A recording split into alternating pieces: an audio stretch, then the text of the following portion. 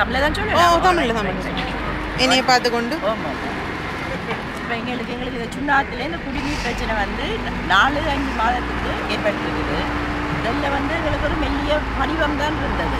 சரி, இப்போ அதை நாங்கள் தவறுதலாக எடுத்து அது புதுசாக இருக்கலாம் அப்படின்னு நினைச்சிருந்தா பிறகு பிறந்தளவில் பார்க்க போனால் அது இந்த ஒயில் கலப்பால் தான் ஏற்பட்டது என்றது அறிஞ்சோம். அதனால் முற்றாக எங்கள் கிணறு பாவிக்க முடியாத நிலை ஏற்பட்டுள்ளது. அதன் காரணமாக பிரதேச சபை ஒழுங்கை கிட்டத்தட்ட ஒரு 200-200 அளவில் எங்களுக்கு ஒரு டேங்க் வசதி பிரதேச சபை நிரந்தரமாக காலை மாலை இடத்தில் தண்ணி எங்களுக்கு நிரப்பிக்கொண்டிருக்கிறார். அந்த தண்ணியை தான் நாங்கள் இப்போ பாவிச்சு கொண்டு இருக்கிறோம். பிரச்சனை என்னென்றால் எங்களுக்கு அந்த தண்ணி இப்போ சமைத்தலுக்கோ குடிப்பதற்கோ தேநீர் வைப்பதற்கு கூட நாங்கள் எங்களுக்கு அந்த தண்ணியை பாவிக்க முடியாத நிலை.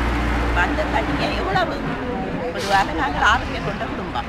தெரியும், எங்களுக்கு ஓரளவு சராசரி 20-25 லிட்டர் ஒரு நாளைக்கு தேவையாக இருக்கும். அது எடுக்கிற அளவுக்கு கொஞ்சம் சிரமம். காலையிலேயே ஒரு 10 லிட்டர் அப்படி எடுக்கலாம்.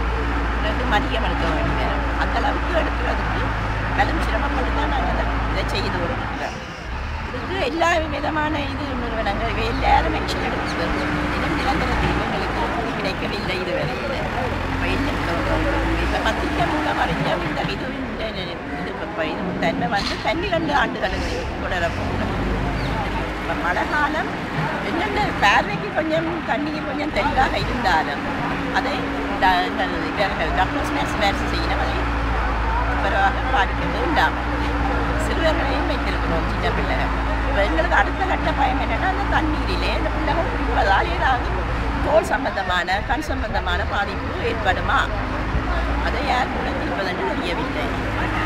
குடிக்கிறதுக்கு எங்களுக்கு அவ்வளோ தூரம் அப்படி அந்த தண்ணியில் வசதி தண்ணி அளவு போதாது. கடைசி சின்ன பிள்ளைக்கு தண்ணீரை குடிப்பதற்கு எங்களுக்கு அந்த தண்ணீர் போகாது. இப்போ இன்று வந்த கூட்டத்திலே அதான் ஏதோ மெல்லா கோர்ஸ்லேயே பேசி கொண்டிருப்பதாக சொல்லியிருக்கிறார்கள். அதில் ஒரு நல்ல விதமான தீர்வு வந்தால் மெரும்பண்டையோட எதிர்பார்ப்பில் தான் இவ்வளோ காலம் வாழ்ந்து கொண்டு இருக்கிறோம். என்ன மாதிரி சீக்கிரம் வேணுமென்ற எதிர்ப்பு